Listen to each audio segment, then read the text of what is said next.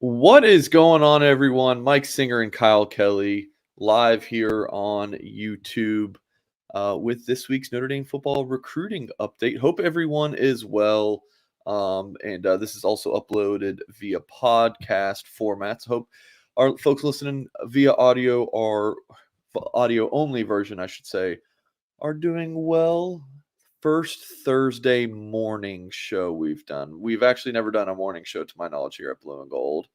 But we are getting this going during the football season, and Kyle is out again next or tomorrow, just as he was last Friday. So it's like, we can move up. We can move up to Thursday. We were going to plan to do this game week, but we'll move it up to Thursday. My friend, how are you doing? Hey man, so far so good. I know we kind of talked about this a little bit last night, but high school football season kicks off. There's some games tonight, but most games are going to be tomorrow night, Friday night lights, and a couple games on Saturday. So I'm pretty pumped up for that. I know we're going to be hitting the road pretty hard this fall. So football's back. So it's been back since July 26th, really, for Notre Dame. But the high school ranks, I'm ready to get going. Yeah, I'm excited.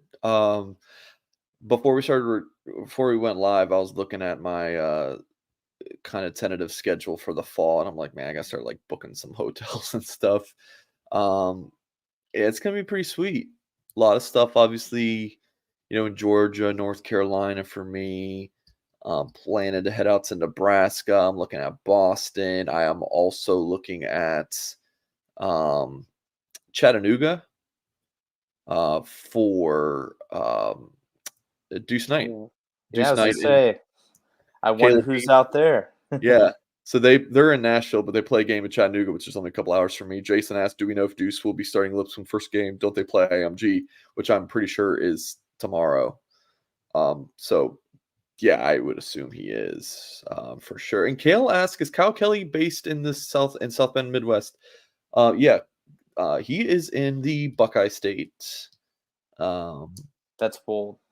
all right. I love state nicknames. That is a big thing for me. The Peach State, the Yellow Hammer State, Georgia and Alabama, the Sunshine State. But then sometimes I do write the Badger State and I write the Buckeye State. I'm not talking about the colleges. That's what the state nicknames are. So I apologize for anyone who I just offended. But yeah, Kyle's. I honestly think Kyle. Are you okay if I say your location, Kyle? Toledo, Ohio, that's where Okay, I'm there at you go. right now. But gosh, it's just sometimes where I sleep like 3 or 4 nights a week. I feel like I'm either in Cleveland, South Bend, Chicago, Indianapolis. Like I'm all over the Midwest. Yeah, So yes, I am in the Midwest area. I think being based in Toledo, it might be the perfect location. While you might not have many Notre Dame recruits directly in your backyard, Ann Arbor, right? To go see CJ Carr is what, less than an hour for you? South Bend, you can get to pretty easily. Indy, Columbus, Cincy, Cleveland, Chicago. I think you did St. Louis for us. So there's just, it's everywhere. You can go everywhere at the drop of a hat. So yeah, I like you being in the Midwest and me in the South. Like I have so many Notre Dame recruits within driving distance of me as well. So yeah, pretty good stuff. But yeah, so looking forward to today's show. We're going to talk 2025 tight end recruiting. That was probably the biggest notable thing here recently. Kyle and I have our Mike versus Kyle article coming out today, so we will just kind of give you guys a preview of that.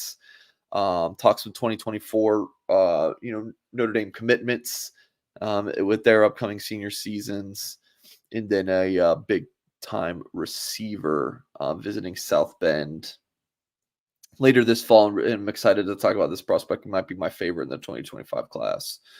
So yeah, folks, please do hit the thumbs up on this video if you have not done so yet. And if you are listening via podcast, please do leave us a kind review wherever you listen to your podcast. That'd be very much appreciated. But before we really dive into before we dive into today's show, we're going to hear from our sponsors over at My Perfect Franchise, a staple sponsor with our recruiting show. And we really look out for those displaced corporate execs. And if you are one of those, or maybe you're just wanting to put your career in your own hands, head over to myperfectfranchise.net. Maybe you're an experienced entrepreneur wanting to diversify. Andy Ludicky can help you out. He's a huge college sports fan and franchise veteran, and he's owned multiple franchises and businesses. Using his expertise, Andy helps others find their American dream through a very thorough consultation and evaluation process. Give Andy a call. Put your life and career in your own hands. And best of all, his services are 100% free to you. So what do you have to lose? Give Andy a call. 404-973-9901. And Andy is an awesome guy.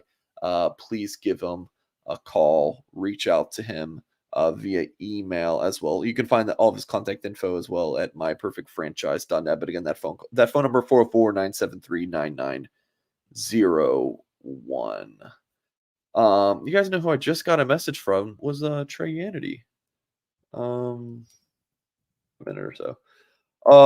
Because someone got mad at me a couple weeks ago for not giving him a proper send off, which kind of slipped my mind. So I told he couldn't come on last week when I went solo, and maybe he's going to come on today. So we'll see about that. So we can say goodbye to everyone. Let's just check the quick YouTube comments. Brian says, best source of Notre Dame info I've had since I was a kid, living the dream, dying with anticipation, getting my blue and gold illustrated. What's going on, Brian? Andrew just asked real quickly, any commitment date for Lambert anywhere? Not yet. It just kind of counting down the days, really. Lambert's camp's pretty quiet. I haven't heard anything other than Notre Dame's looking very good there. So unless that changes, unless I hear anything else, I would expect Notre Dame to land him. But as Jason says, it would be nice to see that actually happen. So there's a lot of confidence, but I always say confidence is great, but the commitment is much better. And then the commitment's great. The signature is much better. So yeah. All right. We'll go right away to Nate Roberts' decommitment from the Fighting Irish. Kyle, I've talked about this a little bit on our YouTube channel, but it seems like a strange deal all around. The Oklahoma finishing like 4th or 5th or something when he committed to Notre Dame, and then he decommits seemingly for Oklahoma. I guess he is saying that he's going to take his time a little bit. Maybe he considers Ohio State a little bit more now, but just seems like a strange deal. What do you think about this? Yeah, strange is kind of putting it simply. I was doing some research because we'll talk a little bit more about this later in the show. But for our Mike vs. Kyle article this week, we're going to be talking a little bit tight end recruiting, and I was just kind of seeing where Notre Dame's at on the board, getting a feel for things again, and I just remembered I knew Nate Roberts committed in June, but it's he decommits 2 months later. It was such a quick turnaround. Super surprising. It always feels a little bit weird, especially when these kids go on a live stream and announce it that way, because there's always, you kind of get to see that excitement and hear it from the recruits in their own words. I know, thankfully, we are we have the opportunity most of the time to talk to some of these recruits before they make their decision, so we can hopefully have our coverage ready in those things. Yeah. But even just hearing them in that setting is a little bit different, and there seemed to be a lot of excitement around his Notre Dame commitment, his dream school, and there didn't really seem to be an issue pulling him out of Oklahoma to go play his college football at Notre Dame. And then sort of out of nowhere, this decommitment comes. I know you and I had both been in contact with Nate a little bit during the month of July. He visited during, I can't remember if it was late June or early July, but it was during the dead period. So he was up on campus, but couldn't have any contact with the staff or anything like that. He was up there with his girlfriend, I believe, for a softball camp. So it was kind of an interesting visit overall. And, we were just kind of checking in with him, seeing if he was going to make it back for the Grill and Chill recruiting event on July 30th. Said he couldn't make it. He planned to be back for the Ohio State versus USC game. And then, early last week, I think it was, we kind of start hearing that Oklahoma's making a move here. He could want to stay closer to home or whatever it might be, and decided to back off his pledge. Recruitment's back open, and The latest intel coming from Chad Simmons is that he's going to make 4 unofficial visits, I believe, this fall. It's for game days: Ohio State, Oklahoma, Tennessee, and there's another one in there as well. Yeah. I mean, On3 just ranked him as a 3-star, so it's just a 3-star. So I mean, no one should be upset, right? I'm kidding, but yeah, it's strange. Um, yeah, it just doesn't. I get the I made a commitment and I rushed it thing, but this one just feels different. I don't know, but in talking, kind of transitioning to James Flanagan, and talking to different, sources, Notre Dame does not seem like. I don't want to say that they're like, oh, we're better without him or anything. Like, oh, we didn't want him anyway. That's the worst crowd. The I didn't want that recruit anyway is the worst. But no, at least he did this now, right? It's before it's August of 2023, and we're talking about these class of 2025 recruits. So at least he did it now. There's that element to it. And Notre Dame, in a way, kind of lucked out here. So I've seen different websites say that Roberts or that Notre Dame was recruiting other tight ends or started recruiting other tight ends after Roberts committed and told Roberts that he was the only tight end committed that they were going to take. One of those things is true, and it's that Roberts was going to be the only tight end Notre Dame was going to take. That's just the truth. They stopped recruiting other tight ends. James Flanagan was the exception because do you guys know who his dad is? The guy on the cover of Sports Illustrated back in the day, wore number 44, kind of a big time name in Notre Dame. So Notre Dame had already offered Flanagan, and they just said, all right. And I reported this so many times, Kyle, at Blue and Gold, that Flanagan was going to be recruited now as an athlete, as like a defensive end. Maybe, I mean, he could play tight end, but Notre Dame really liked him as a defensive end. It's not like they went out and offered any other tight ends, or they didn't. We checked in with other tight end prospects. No one was hearing from Notre Dame. It was done. It was Flanagan would be the only other potential tight end, but again, the legacy who is now being recruited as an athlete. So that's it. And then I guess I saw that people said that Roberts didn't get invited to the cookout. He definitely did. I mean, I had him on record. I interviewed him. So it was I think it was around July 11th or 12th or something that he took that self-guided tour thing, with the girlfriend and the family. But yeah, there was really, and I remember asking him, "Are you going to the cookout?" And he said, "Not only I can't make it the next time I'm going to go to the USC game." So, I mean, none of this was coming from Roberts in terms of like the different reports that have been out there from the Oklahoma side. I'm just kind of refuting those. Nate's a great kid. Look forward to seeing what he does at the college level, but just kind of strange in the narratives that have come out. So, a long way to say, Notre Dame, luckily, still has been recruiting James Flanagan. So it's not like they have to call up James and say, "Hey, boo, we still like you. Sorry about that." Like, no, they still have been recruiting him this entire time. He was on campus for that cookout. So I think the whole athlete thing, that I don't think they're gonna recruit him as a quote unquote athlete or whatever. They're gonna recruit him as a tight end, but they will tell him, "Hey, dude, we love you as a defensive end as well." And this first clip for folks watching on YouTube, James runs down, 80 yards and tracks down a running back. He looks good as a defensive player, and then as a tight end, just like a good old school tight end. He's physical, and he's a decent pass catcher as well. Decent an understatement. Like he's a really good player, and I think he would excel at Notre Dame. Just him coming across in motion there, Kyle. Let's see if I can read. I want to guys show you that again. Like just look how big he is. Like he's just a big dude. So he's got the size, and again, he's just going into his junior year of high school.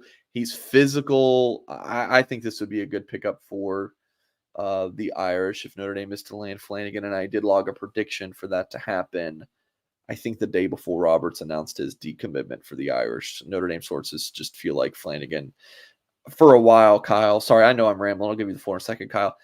I've been wanting to log this prediction for a while, but sometimes you just err on the side of caution and log in those. But, just kind of the way Notre Dame sources were buzzing earlier this week, went ahead and logged that pick, and I think it'll happen probably at some point this fall or maybe around a junior day in December or January or something. But yeah, Kyle's reactions to some of the stuff I'm talking about.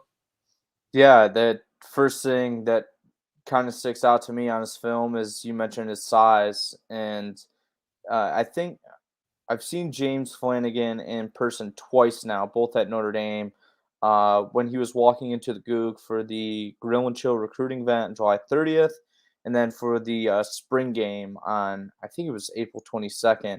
And that's one of the things that has stuck out to me is just like he's a big kid, but it's not like he's too big. Like there's some guys where you kind of question, like, wow, he's maybe a little too big to play like tight end or wide receiver. And I know there's a guy on Notre Dame's recruiting board that's like a 6'5" wide receiver that we'll talk about later. And I've always kind of had in the back of my mind, maybe he's a better tight end, but I don't know. He's a pretty excellent wide receiver as well. But anyway, going back to Flanagan, a really great athlete.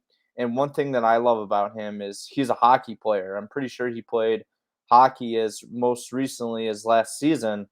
I trying to go off my memory, but his team either won state or they were runner up or semifinalists or something like that. So physical guy on the ice, fast guy on the ice. He's a tall guy.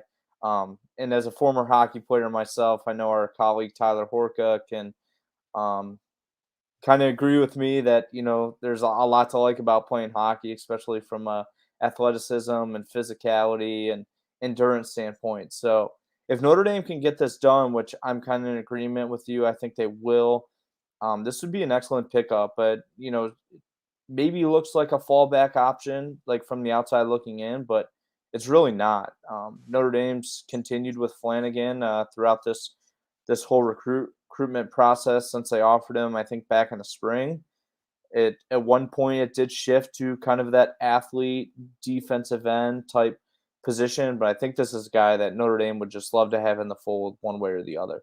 Yeah, totally agree. Yeah, not a fallback option. He's been a priority. And I've had people say on the message board, like, oh, he's not a take. I'm like, excuse me? Like months ago. Like, what the heck are you talking about? Like, are other people reporting that he's not? Like, he has been absolutely someone who Notre Dame has wanted committed for a long time. So, and this is kind of like this 24 and 25 cycles, like so many legacies. You got the Bryce Young, son of Bryant Young, James Flanagan, son of Jim Flanagan. And what's the other one? I guess it's some, I forget the running back's name, Bettis or something like that. I don't know. He might be big time or I'm joking. Yeah, Jerome Bettis' son, Jerome Bettis Jr. So some big time legacies looking at Notre Dame. And yeah, does look like look, Flanagan, the recruitment's going to have to play out a little bit more. He'll be at Notre Dame multiple times this fall, I would guess, for Ohio State and USC, maybe another home game or two sprinkled in there. But yeah, I would say Notre Dame looks pretty good there. Kyle, I know we're going to talk about another tight end prospect, when we get to that Mike versus Kyle. But any other thoughts on 25 tight end recruiting before we move on? Just kind of based off some of the reporting we've done over the last couple weeks, I think just checking in with guys, I think that it really is Flanagan's like position to lose, I guess. I think that he's the priority target for Notre Dame. That's what I think you've heard as well, that they're really focused on getting him as their primary tight end in the fold. And just looking at the 6 other tight ends they've offered, um, I know you don't have it ready, so I can just kind of go through this real quick. But there's a tight end from Georgia, Elias Williams. He's already committed to Georgia. Of course, there's Nate Roberts, who backed off his pledge and obviously no longer considering Notre Dame. There's Ethan Barber, another tight end from Georgia, who we thought at one point might make it into Notre Dame for the, I think it was their junior day recruiting event back in January. Never ended up making that visit, and he did not include Notre Dame in his top 8. And then there's another interesting guy, Jack Van Dorselaer, who I thought had an excellent visit to Notre Dame back in the spring. I talked to him pretty extensively about his time in South Bend. Notre Dame was pretty much the team to beat, but after they took Roberts' commitment, Van Dorselaer did not include Notre Dame's top 9. I mean, that's not a surprise, really, just based on the way tight end recruiting was going. Notre Dame already had their guy. So I'd be curious to see if Notre Dame gets back involved there. I'm not really expecting it. But the other guy we're kind of monitoring is Ryan G. He visited twice during April, back-to-back weekends. Notre Dame's been in contact with him again since August 1st, which is when college coaches can finally permissibly contact these kids and not have to jump through hoops and going through their coaches and all these other different routes. And then there's another guy from Orange Lutheran in California that picked up a Notre Dame offer in the spring. I don't think he's heard much from Notre Dame recently, but that's a guy I'm looking forward to checking back in with here pretty soon to see if that communication is picked up and if there might be any further contact after he gets going with his junior season. Yeah, Mr. Anderson in the YouTube chat says Brock Shaw. Yeah, this is another guy who Notre Dame has. Yep. We saw him look pretty good at the Irish Invasion camp, and then he was on campus, I believe, for that for the cookout as well. And it looks like he was on campus for a camp in the summer of 22 as well. So a big time prospect. I mean, I call him big time. I mean, it's a 4-star player. Offers from Indiana, Michigan State, Wisconsin, Purdue, Louisville, Miami, Iowa, and and then some other Big Tens, a group of 5s. Nation's number 224 overall player, number 11 tight end per the On3 industry ranking. Couple websites have him ranked as a 4-star. So from what I had told, like Notre Dame, I want to say has also kind of looked at him as a D end as well. So they're going to continue to monitor Brock Schott. I think I think this fall will be big for him in the evaluation process. And I've said this before, Kyle. From a ranking standpoint, Notre Dame in tight end recruiting since Michael Mayer has not landed many like elite prospects from a ranking standpoint. I want to say Eli Raridan is the only top 100 player since Mayer that they signed a tight end in the industry ranking, because Stays wasn't super highly ranked. Who's the 2021 tight end? Yeah, Mitchell Evans and Kane Barong weren't highly ranked. 2023. Who's the tight end in 2023? Who am I? Our guy Cooper Flanagan, De La Oh Salle's gosh, own from Flanagan, Concord, not super highly California. ranked. Who, by the way, I've been on this show. You guys can go look on my Instagram. I did that little clip of talking about 5. I did 5 true freshmen on this show, and then I clipped it to social media. I was like 5 true freshmen who I think are going to play, and this was before fall camp. And I think I said Gray, Bowen, Love, Great House or something. I'm sure I said Great House or Flores or something. And then I said Cooper Flanagan's the one who's going to surprise everybody. And I feel like a genius a little bit. Yeah. I don't remember where I was going with that. But yeah, tight end recruiting, like still not a ton of highly ranked guys. Like even Flanagan, like a 4-star outside of national rankings kind of guy. So I think Schott, highly ranked guy. Flanagan, I mean, you got the potential there. So gonna be interesting for sure. I think there was one other item. I think that was it. And then we'll move on here in just a moment. But before we do, we're going to hear from a new sponsor we have at Blue and Gold. Oh, this was it. What spread does Notre Dame need to cover versus Navy for Mike to clean shave? I'll start the line. at -30. I don't rule out Notre Dame covering that spread. I know Navy played them tough last year, but I think Notre Dame's going to come out guns a-blazing. Gosh, I forgot about that Navy last year. That was the one in Baltimore, right? Yeah, great first half. Second half, not so much. Yeah. Oof. Yeah, that was the game that Drew Pine, which went off in the first half, and then they went scoreless in the second. Yeah, I forgot about that. That was kind of a memory I just I forgot about. I will say, Jay Carr, and you're gonna have to remind me. You're gonna have to be in the post game show. If Notre Dame wins by 30, I will shave all of this off. Will says, I like the goatee, makes you look distinguished. I mean, whatever you guys have to say, whatever you guys say. All right, we're going to hear now from our sponsors over at gametime.co. Folks, it's gametime.co, not gametime.com. Make sure you get that, make that clear to you guys. And the ticket buying process, I will say, can be stressful. Kyle, I know you are a big concert guy, as well as obviously a sports guy, but I know you go to a lot of concerts. Ticket buying can be stressful. I can speak to it we went to the Taylor Swift concert. I know that was very stressful for my wife, and planning that, but it doesn't always have to be a stressful process. Especially when you go to gametime.co. Maybe you want to find some last minute tickets, and this is really a great place to do that. It's a fast and easy way to buy tickets for sports, music, comedy, and theater near you with killer last minute deals so you can relax and get hyped for the fun you have.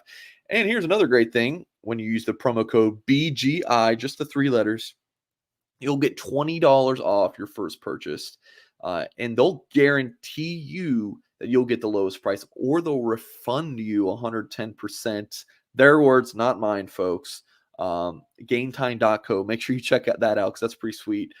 You don't need to plan months in advance for this, since they have deals right up to game time. Snag the tickets without the stress with Game Time, folks. Download the Game Time app, create an account, use promo code BGI20 for $20 off your purchase. Terms apply. Again, folks, create an account, redeem the code BGI for $20 off. Gametime.co. All right, it is time. Kyle, I'm going to let you just get a quick sip of water.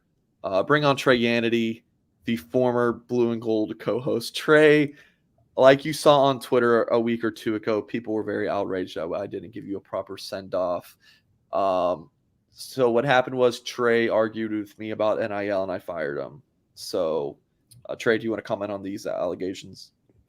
It's a swift hammer here, Blue and Gold. Mike doesn't mess around. So. No, it's I appreciate the opportunity to come on here, Mike, and tell everybody goodbye one last time here, because it was a quick year, man. It was a lot of fun that we had over the course of this show, and coming into it. Be honest, I was not a Notre Dame guy. I didn't know much about Notre Dame, and therefore the recruiting of it. And I learned a lot here from you, Mike, and from our fans as well. And just everything, all these interactions, everything we got to do on the show was a blast, and it was a true pleasure. And honestly, we had the 4-leaf clovers, a lot of leprechaun talk. I felt my career so far, so I appreciate the opportunity to get to do this, Mike. Excited to to see what Kyle has in store here. I know he's a killer. I know he's he's going to take this thing over, and you guys are going to still have a lot of fun here. But I appreciate you, Mike, and everybody that's joined us throughout the course of this show. Yeah.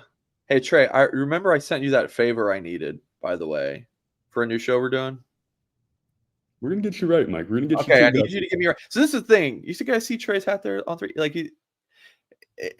Trey is very, very good at his job, and he was just kind of just hosting this show for fun, basically.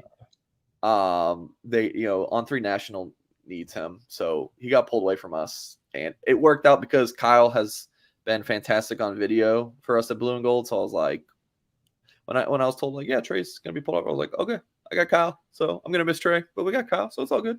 And it's not like Trey's not working for us any, like, Trey's still my coworker, so it's a great deal. So, so Trey, you got fired. You suck. I'm gone. I'm just kidding. I'm gone. Just kidding. No. Trey, I will miss you, but yeah. It I'll was miss you. almost a year too. So It was a quick year. It was a lot of fun. And like Mike said, I'm still here, guys. So if you ever want to reach out, please let me know. I know we got our guy Jeff. all right. Well, he froze. So I feel like I need to give Trey his proper send off, but he just froze. Am I there now? All right, there he is. I was about to cut you off and be like, sorry, we're not getting a final send off. But No, this is it, guys. I'm a little displaced, a little bit more corporate, still not an executive. But thank you guys for everything. Thank you, Mike. It has been a pleasure as always. Get to work with you, man. all right, Trey, appreciate you, man. See you. Yes, sir. I'll see you guys. All right. Kyle's back from his water break. The YouTube chat's just roasting me. Yeah. So Trey's great. He will be missed. But I'm excited because now you guys don't have to just listen to me ramble on. We can actually get some more recruiting insight. But that's not to say Trey won't be missed because Trey was awesome. Trey's banter and his jokes were fantastic. Okay. All right. Kyle and I on Thursday afternoon probably will post an article titled Mike versus Kyle, which 2025 recruit can make a move on Notre Dame's recruiting board, with the context of like with the strong junior season. I think Brock Schott we might need to pivot. One of us might need to take Brock Schott. I think that's actually a really good one to take. But for now, I know you've picked another tight end prospect in the 2025 class. So this is a little preview of this article. Ryan G., who you did mention in that last segment, the tight end from Milton, Georgia. Notre Dame has recruited a tight end from this school before, a young man named Jack Nickel in the 2022 class, who was the second commit in that recruiting cycle and then ended up decommitting. Notre Dame kind of parted ways with them. I'm just going to put it nicely. But Notre Dame still going back to that school a few recruiting cycles later. Ryan G., 4-star tight end, Auburn, Ole Miss, Georgia Tech, Tennessee, among his other offers. Notre Dame did offer him, I want to say, for a pot of gold, and then kind of cooled on him after getting Nate Roberts committed. But to your knowledge, Kyle, Notre Dame's back in contact. That they are. Offensive coordinator and tight ends coach Jared Parker reached out to G a couple days ago, and they're getting back in there. They want to see a strong junior season out of him.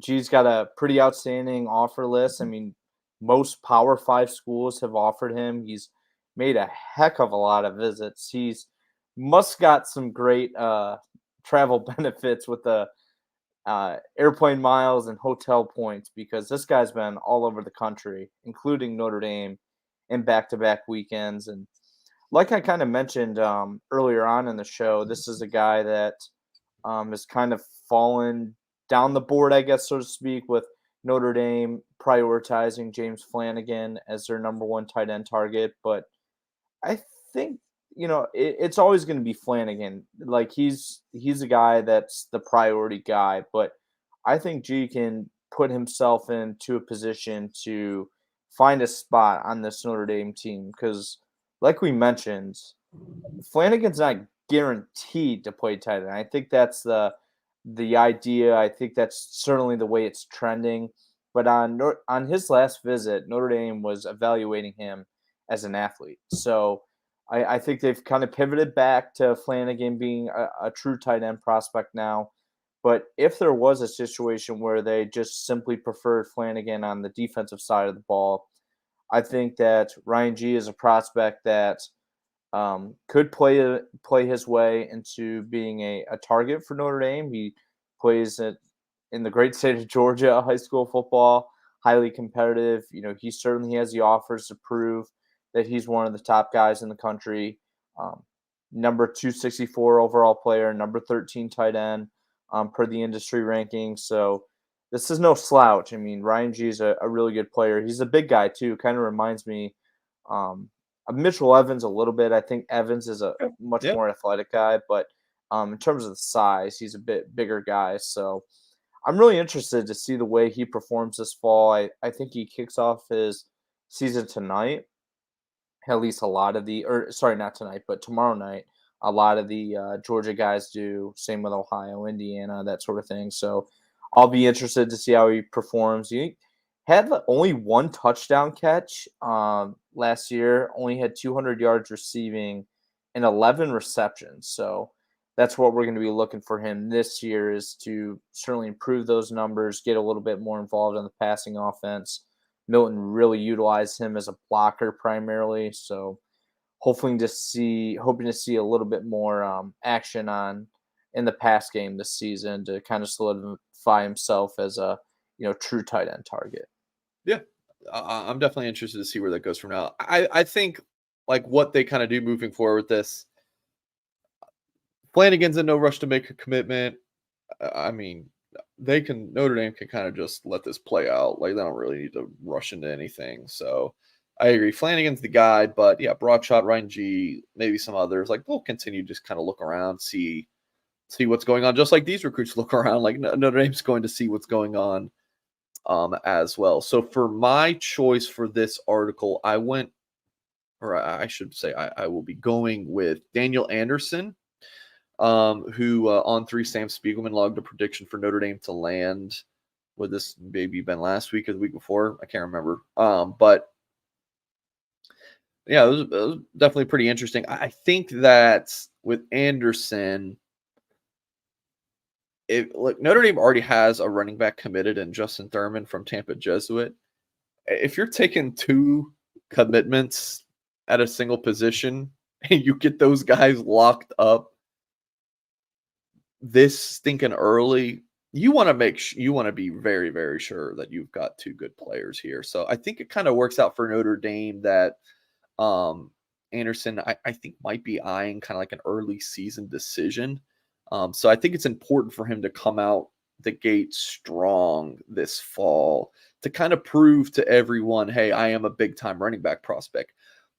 Before Anderson camped at Notre Dame's Irish Invasion, in early June, his only other offer was from Long Island.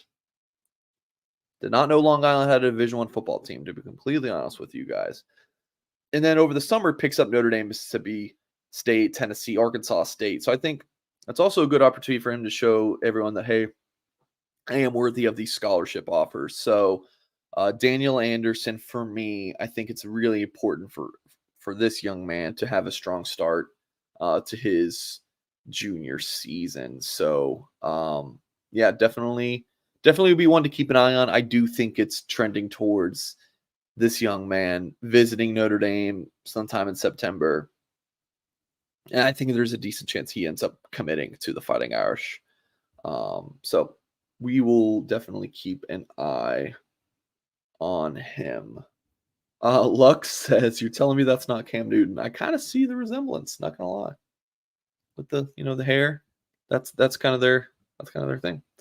Man, people are taking shots at Drew Pine in the YouTube chat. I mean, we got a great Thursday morning viewership going on too. I wasn't sure what it would be like because we know they're not a morning show, but getting great viewership, great discussion in the YouTube chat, except for the Drew Pine talk, which, by the way, apparently the reports are that the freshman kid who signed with Florida, I forget his name. Jaden Rashada. Yeah. The NIL kid. Kind of the poster boy. So exciting. You're very excited to say his name. Yeah, because him and another name, Nico Imaleva, were kind of the poster boys for NIL. There's a lot of behind the scenes things with those guys. Yeah, so by the way, Pete Nakos, On3's NIL reporter, did a phenomenal job reporting on Rashada's recruitment. So On3 was all over that one. Yeah, he went from that. So this was a report from, I believe, On3's Matt Zenitz. I like On3 does. You guys will criticize the rankings, but like On3's reporting, like when we were at Rivals, like we didn't have national reporters. Like no one broke news at Rivals and like the college football space in terms of like Like recruiting, sure, newsbreakers there, but like talking about the actual players on the football teams and like conference realignment, NIL, like Rivals won't do any of that. And I'm not trying to take shots at Rivals. This shoe fits, but On3 like doing big time reporting at the national level. So I've really liked that. So Zenith says Pine had been the leader in the competition, but sustained a hamstring injury during a scrimmage this past weekend. Is currently sidelined. That's opened the door for Rashad, who has continued to stand out with his arm talent and big play capability, including this week. So yeah, that's not ideal for Mr. Pine. What just a total difference in Pine versus Rashada, like age, experience, where they come from, right? Connecticut versus what Rashada was in Northern California, I believe. Just the stature, ability, everything, just totally different types of players. So still wishing Drew Pine all the best at Arizona State. Kyle, I'm going to give you the floor here to talk about Notre Dame commits starting their senior season. I know you sent me a document earlier today to kind of look at, just give us the breakdown of these Notre Dame commits. I know you're going to be doing the heavy lifting on, articles with their stats and how they're doing and all that stuff. So, yeah, just some thoughts on Notre Dame commits kicking off their senior season. Who is playing this weekend? Wow, I'm surprised you didn't say that with more excitement that I'm going to be the one taking care of all their stats. I will say this. The worst. So thank you, Kyle. I will say this. I have spent a significant amount of time this summer tracking down these kids' parents, high school coaches, assistant coaches, anyone in their lives to make sure that I can get their stats in a timely manner, because I learned last season that it can be a major pain in the neck. I spent my entire Mondays tracking down these kids. So I am making an emphasis this season to get these guys' stats right away. I got a message from one coach this morning that said that he's kind of sometimes it depends because they travel on Saturdays and Sundays. I'm just like praying he gets them in on Sundays because it's not a lot of fun. But anyway, I guess the show the way we started talking about high school football kicking off this season 2023. Notre Dame is going to have about 10 guys in action. I'll just kind of run through those guys right now. Micah Gilbert and Bryce Young will both be kicking off their seasons on Saturday night against Charlotte Myers Park. Both those guys play for Charlotte Christian, expecting big seasons out of both those guys. I know they've both posted on social media. They're amped. They're ready to go. Like what I've seen from Micah Gilbert so far. He's a big body guy, and he should have a terrific senior campaign. And same Charlotte guy, Charlotte Catholic, though, Jack Larson, he'll kick off his senior year against South Mecklenburg on Friday night. And then down in your neck of the woods, Anthony Knapp will play on Friday night, as will the edge rusher Cole Mullins, I believe. Yep, he'll play on Saturday against North Gwinnett. Then a couple of guys in Indiana, Silas Prescott and Tay Johnson, they play on Friday night. My Ohio guys, Sabron Beanie Powell and Carson Hobbs down in Southwest Ohio, they kick off their season on Friday nights. And last but not least, I think the main event for this week will be Kingston Villamu Asa will play Henderson Liberty, him and the Bosco Braves. So we'll have a complete report on those guys, hopefully first thing Monday morning. I'll be tracking them on Friday night, all day throughout the day Saturday. I'll even be going to see someone on Saturday. I'll leave that as a surprise. I'm really excited to check out that game. So that'll be on Saturday afternoon. I'll have complete coverage of that, and certainly all the other guys come Sunday and Monday. I know I should know where you're going, but I really don't. It's a surprise to everyone. Oh, you didn't tell me? I did tell you, but I don't remember anything. Let's just pretend it's a surprise. Well, I'm not pretending. I thought I had you said Kyle is a big spreadsheet guy. Now. I am not a spreadsheet guy. Kyle sends I'll be like, I'll ask Kyle a question, and Kyle will be like, Mike, this is in the spreadsheet. And I'm like, bro, I don't look at spreadsheets. I can't do it. I'm just not organized. Like that. I have my own systems, but they're not spreadsheets. So yeah, I don't remember where you're going. It'll be a secret. Stay tuned on Saturday. All right. Maybe I'll leak it on the loose emoji message. Can you at least message me on Slack and let me know, because I really don't remember and I would love to know where you're going. Yeah, I'm not going to any high school games this weekend. And the biggest one is Mike is a boomer and can't use Microsoft. I can't use it, and it's a Google spreadsheet. I just choose not to. I make it so easy for this guy. Even I send him the link. Anytime I reference one of these spreadsheets I have, I send him the link. But let's just say this. There's a reason on my Google Sheets that I send Mike, I don't have him as an editor on there. I let him view it if he wants. Oh, that's sad. Well, what if I decided I want to edit them? And you got enough stuff going on. Yeah, it's okay. I thought I had it saved, but I know you sent me like a really good travel spread. Okay, anyways, I'm heading up to Old South Bend. Got some meetings, got to see some movers and shakers, and the biggest game of that would definitely be Cole Mullins. The Kingston one, they're going to blow out Liberty. I mean, it's Bosco. They're just going to destroy that team. But the Cole Mullins, Mill Creek is a pretty good team, and then North Gwinnett is always, I mean, that's the school that Caleb Downs' last recruiting cycle, like they're just loaded with prospects, and so is Mill Creek. So that's definitely going to be, man, the YouTube chat. You guys are just cracking me up. Mike not knowing spreadsheets was not on my bingo card, J-Car. Okay, we have we're going to hear from one more sponsor, and then we're wrapping up talking about a 2025 wide receiver recruit who I'm really excited about. So, folks, if you are a Notre Dame homeowner, or I should say Notre Dame area homeowner, and maybe you're someone who owns home in the South Bend area but lives away from South Bend, then ESC Property Services can help manage your home. You're going to want to get in touch with them.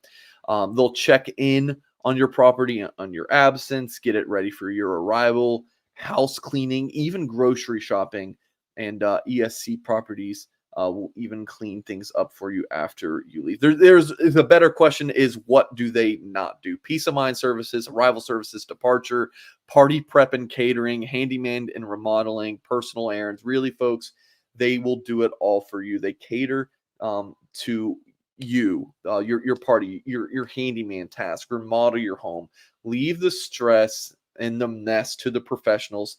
Check them out at escproperties.com. That's escproperties.com. Pretty cool little business there. So please do check them out if you're in the South Bend area. ND Nation says this super chat goes to Mike's Taco Bell fund. That is hysterical. I went to, you know what? I'm not going to get on a fast food tangent. But it's been like a week since I've been at Taco Bell, and I miss it a lot. Okay, we're going to wrap up the show with probably my favorite topic, actually. Derek Meadows. We reported at Blue and Gold that he is going to be taking a visit for the Pitt game. On 3, currently ranks him as the number 57 receiver and a 3-star. I feel like that ranking is more of a, we're just going to slap him a ranking on him for now and see him more in the junior season. I think 24/7 ranking as a top 100 player is much more accurate at this point. Did you see him much at the Irish Invasion? Kyle, did you get to see him? Well, this is a guy that I was hinting to earlier that was 6'5", and I thought, I wonder if he could play tight end. Because when I saw him walk in, he's huge. But yeah, I saw him walk in. I saw him move around a little bit. I think I was focused on defense during the Irish Invasion, so didn't see much of him, but I know that he's certainly one of your guys. Yeah. So we're going to pop on. This is all footage I took. So sorry, podcast audience, but this is footage that maybe a couple of year clips are in there, but I filmed. Like the long jump looked good. I mean, just look that frame. Like he is one tall guy. And he, a lot of times when you have like a 6'5" receiver that can kind of look clunky and just not super smooth, but everything about his game was just outstanding, extremely fluid. I had Notre Dame sources tell me, and of course we got to see the whole camp too, but from the eyes of, other staffers, right, that he had one of the best camp performances they had seen in a long time. And another guy who dominated was Ivan Taylor, the corner / safety recruit from Florida. So this young man from Bishop Gorman was dominant. So and I logged a prediction for Notre Dame to land him. And this is actually Taylor versus Meadows right here. Actually, forget what happens on this clip. I don't know why I included that if nothing really happened, but I did. I sure did. But yeah, those two guys were the best two players at the camp, in my opinion. But anyways, I did log a prediction for Meadows to land at Notre Dame. Again, this is a couple days after that camp, and I still feel pretty good about it. But it's hard to feel like my big thing, and you guys know in recovering recruiting is follow the visits. And he has not been to campus since then. You would have hoped to get him, to South Bend at the end of July. Notre Dame worked on that, didn't come to fruition, but news of him taking a visit in the fall is pretty good. So I would keep an eye on Meadows moving forward. Notre Dame certainly has him as a top of the board targets. Comes from one of the nation's best programs in Las Vegas, Bishop Gorman. I think like if Notre Dame just kind of does a good job of recruiting him this fall, I think you hope that when he visits for the pit games for the win, that would be big time. I really do think that 6'5", 185 pounds, how he just how smooth he is. He's got pretty good quickness at his size. Derek Meadows would be a heck of a get for the Irish. So visiting for the pit game in October. He told me that's already locked in. I think that's a pretty good sign too. Right? We're talking to recruits now who, I mean, the Ohio State game, guys, it's in a month. Like, I don't know if you realize that, or maybe a little bit over a month, but it's and people still don't really know if they're visiting for that game around. They're still planning that. Meadows has already locked in that trip for the pit game. So I think that's like a good sign. He already knows he's coming up in 3 months. Obviously it can be changed. That looks good there. And any other, do you have any thoughts on Meadows or anything else you want to talk about, Kyle, before we wrap up today's show? No, not a whole lot. I'm just kind of offended that you think Kingston Villamuasa and St. John Bosco is going to blow out that team in Nevada. I was trying to hype up that matchup because I love KVA. I think he's going to have a great senior season like a lot of these guys. I'm like, man, This is a main event, but sounds like the undercard. So, yeah, I've covered recruiting for a long time, so I have a good feel of the national landscape and high school football. And I think Liberty's one of the better teams in Vegas, but it's Gorman and everyone else, and then Bosco. But dude, Bosco's just one of the 2-3 best teams in the nation every single year. That's a lot better best one team than last year. Won the Max Preps crown as number one team. I guess we will have to come back next Thursday, 10:30 a.m., and we'll discuss it. Are you able to say where you're going on the road next week? What game?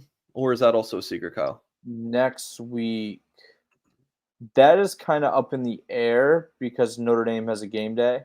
But okay, there could be 2 guys I see next week. Okay, so Kyle's very secretive on where he's going. Doesn't like to share. I think it's a surprise for everyone. You know what? I don't think I'm going on the road next Friday either. Birthday shenanigans. I've kind of said a couple times that it's my birthday next week. It's big 3-0 on Saturday. So I think Friday, throwing a party, or my wife is or something. I don't know. Taco Bell. I know we're going to Taco Bell. That's locked in. Just go through the the YouTube real quick. Who are the players you're excited to see senior film? I think Mullins is number one. Obviously, Carr.